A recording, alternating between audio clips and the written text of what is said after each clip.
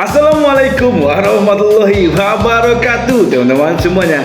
Gimana kabarnya, teman-teman? Sehat? Ya, saya doakan sehat ya, teman-teman.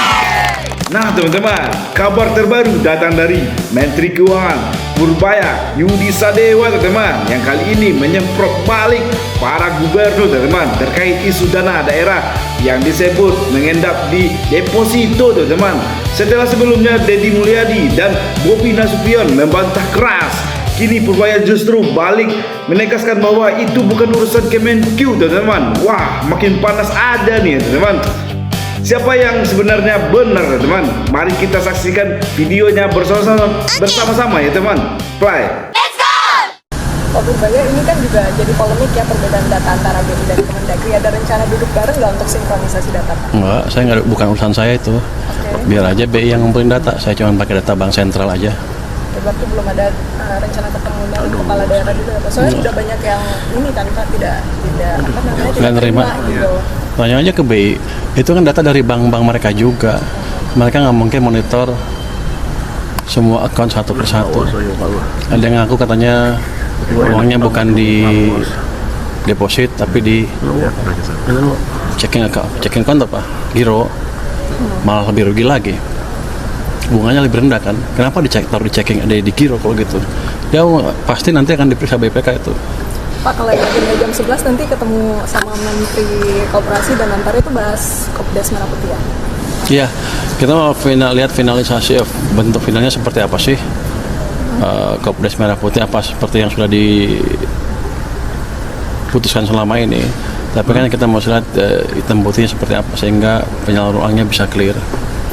Jawa Barat itu memiliki kualifikasi sebagai provinsi dengan belanja terbaik di Indonesia. Itu kata Pak Mendagri. Besaran pendapatannya relatif tinggi, pengeluarannya relatif tinggi. Kemudian pertanyaannya, kok belanja terbaik masih ada uang yang tersimpan di kas daerah dalam bentuk giro? Nah, karena pembayaran kegiatan pembangunan itu tidak langsung dibayarkan sekaligus. Sebagai contoh misalnya, ada lelang pekerjaan jalan. Nilai lelang pekerjaan jalannya misalnya totalnya 1 triliun. Yang 1 triliun itu tidak langsung dibayarkan begitu kontrak 1 triliun dibayarkan, maka dibagi menjadi 3 termin. Ada termin pertama biasanya 20-30%. Kemudian termin kedua, termin ketiga. Kenapa dibikin termin-termin? Agar pekerjaannya terkendali, sehingga jasa yang diterima kemudian dibayarkan. Kalau diberikan uang langsung, bagaimana kalau nanti uangnya diserap tapi pekerjaannya tidak ada? Ini akan menjadi masalah hukum bagi penyelenggara kegiatan seperti kepala PU. Kemudian memang di provinsi, di kabupaten kota ada yang disebut dengan penyimpanan deposito on call, yaitu uang yang tersedia di kas daripada digiro sangat rendah bunganya, lebih baik disimpan di deposito. Depositonya biasanya ada yang 1 bulan, ada yang 3 bulan. Tetapi deposito itu on call, bisa dicairkan kapan saja untuk kepentingan pembangunan. Kemudian bunganya itu menjadi pendapatan lain-lain, yang itu juga bisa menjadi modal pembangunan pemerintah daerah. Tidak lari ke perorangan, kembali lagi ke kas daerah. Nah, kemudian nyimpan uangnya di mana? Kalau pemerintah Provinsi Jawa Barat di Bank Jabar, sebutnya kas daerah. Kas daerahnya itu dalam bentuk giro. Nah, itulah mekanisme pengelolaan keuangan di daerah. Kemudian kalau kemarin dinyatakan di deposito itu tidak boleh karena bunganya itu takut dinikmati oleh perorangan dan kembali ke kasda, maka giro adalah jalan yang terbaik. Tetapi kalau hari ini juga nyimpen di giro juga dianggap rugi, ya barangkali tidak mungkin juga kan pemerintah daerah nyimpen uang di kasur atau di lemari besi, kan itu justru lebih rugi lagi. Nah, seluruh rangkaian mekanisme itu kembali pada persoalan pengelolaan belanja. Sekali lagi, belanja pemerintah daerah itu tidak bisa sekaligus. Serapan anggaran memang harus tinggi, tetapi harus terkendali dengan baik. Kalau hanya diserap saja tapi tidak ada manfaatnya, buat apa? Diserap misalnya hanya untuk perjalanan dinas, diserap hanya untuk biaya seminar, diserap hanya untuk diskusi, diserap hanya untuk beli pakaian dinas, diserap hanya untuk belanja makan minum. Manfaat bagi masyarakatnya tidak ada, diserap untuk bayar listrik sehingga listriknya nyalanya lebih lama, untuk bayar air. Manfaat untuk publiknya tidak ada, kurang, bukan tidak ada, kurang gitu loh. Tetapi di Pemprov Jabar itu diserap untuk apa? Untuk diutamakan kegiatan-kegiatan pembangunan di seluruh daerah di Provinsi Jawa Barat. Kalau hari ini masih ada angka 2,5 triliun, nanti di tanggal 30 Desember jumlah itu akan nyusut. Saya berharap saldonya bisa di bawah angka 50 miliar. Nuhun-nuhun kalau saldonya 0. Di RKUD kita itu ada di Bank Sumut. Hari ini saldonya di sana ada 90 miliar. Dan nanti coba apakah kami salah input ataukah seperti apa yang disampaikan Pak Menko 3,1 triliun. Nah, ini nanti coba kita lihat lagi, tapi yang di hari ini di rekening bisa silakan dicek, itu terbuka, boleh dicek. Silakan RKUD kita ini 990 miliar di RKUD. Dan itu pun memang untuk pembayaran beberapa kegiatan ya Pak ya, beberapa kegiatan dan juga karena P itu kemarin dari Kemendagri belum evaluasi belum turun, nah jadi beberapa kegiatan memang interhold sehingga belum terjadi pembayaran. Berarti nggak ada masalah di realisasi APBD kita berarti ya? Ya, yang pasti realisasi kita inginkan segera. Yang mana yang sudah bisa dilaksanakan, dikerjakan, kita selalu kerjakan.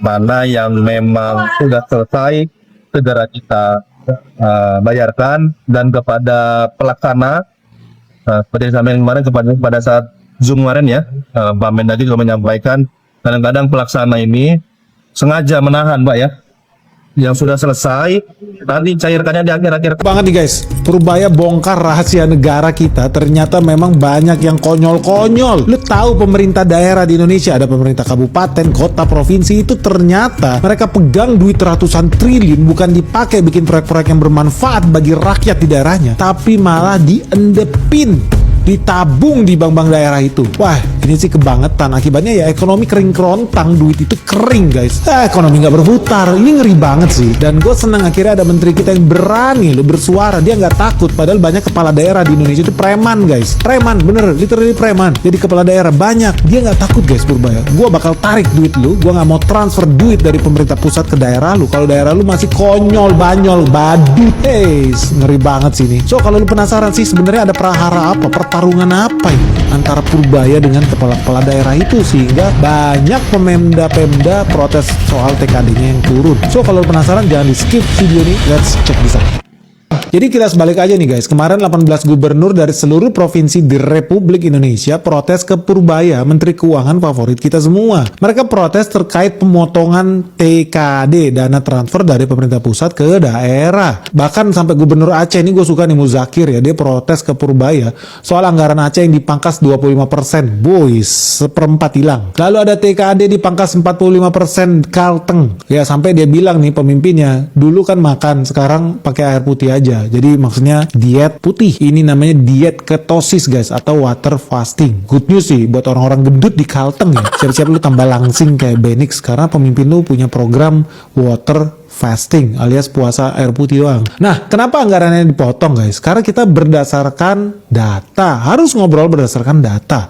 Lu tahu nggak dari total anggaran yang terrealisasi, anggaran dari pemerintah pusat ke daerah, ternyata 254 triliun anggarannya yang mengendap di bank. Ini ngeri banget. Padahal kan harapan pemerintah pusat ya ketika ngasih duit ke daerah, buat lu 17T ya, buat lu 30T ya. Harapannya kan mereka bikin proyek, bikin kerjaan supaya apa, duit berputar di masyarakat. bangunlah sekolah baru, bangunlah jembatan, bangunlah jalan, bangunlah puskesmas. Masih banyak daerah-daerah di Indonesia yang nggak punya klinik, bahkan rumah sakit banyak loh.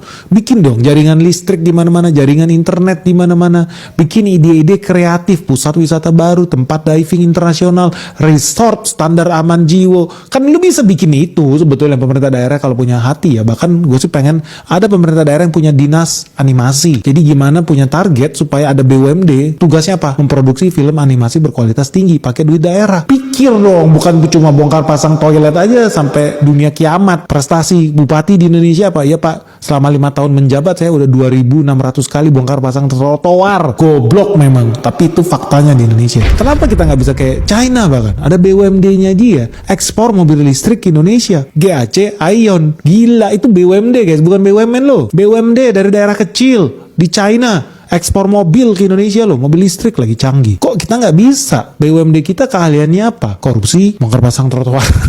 Habis itu ada korupsi lagi, bongkar pasang trotoar lagi, kan aneh. Ya, sekarang ada juga yang lebih inovatif. Apa duitnya? Ditabung di bank. Nah, inilah ketololan yang paling luar biasa. Nah, itu dari 15 daerah itu, nah, daerah Masnya nih, itu ada dana mengendap itu 4 triliun lebih. 4 triliun. 4 triliun. 4 triliun. Itu katanya disimpan dalam deposito. Nah, cuman Kang Deddy katanya membantah. Dia bahkan menantang Pak Purbaya untuk membuktikan apakah memang benar ada 4 triliun dana yang mengendap di Deposito. deposito. Aslinya paling ya, itu bukan deposito. Terus? Itu cuma disimpan di bank, terus belum digunakan. Ya, ini kan masalah di situ, Mas. Ya kan belum ada penggunaannya. Kalau ada penggunaannya dikeluarin. Ya berarti emang mengendap gitu loh. Ya nggak ngendap, itu cuma dititipin. Titip ya sebentar, besok pas ada proyek saya ambil lagi, keluarin.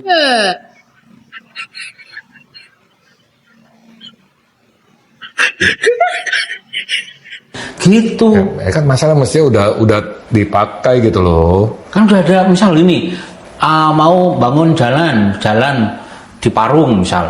Terus itu mau dilaksanakan di akhir tahun gitu. Nah, duitnya belum keluar sekarang. Bangunnya masih akhir tahun, disimpan di bank.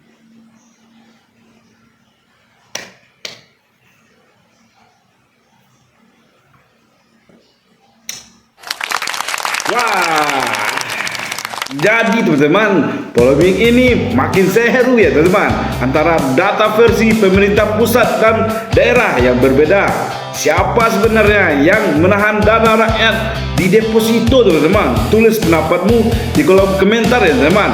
Ya, dan jangan lupa like, share, dan subscribe teman, supaya kita bisa terus bongkar fakta-fakta menarik seperti ini teman-teman. Sampai jumpa di konten berikutnya teman-teman. Terima kasih banyak teman-teman. Assalamualaikum warahmatullahi wabarakatuh teman-teman semuanya.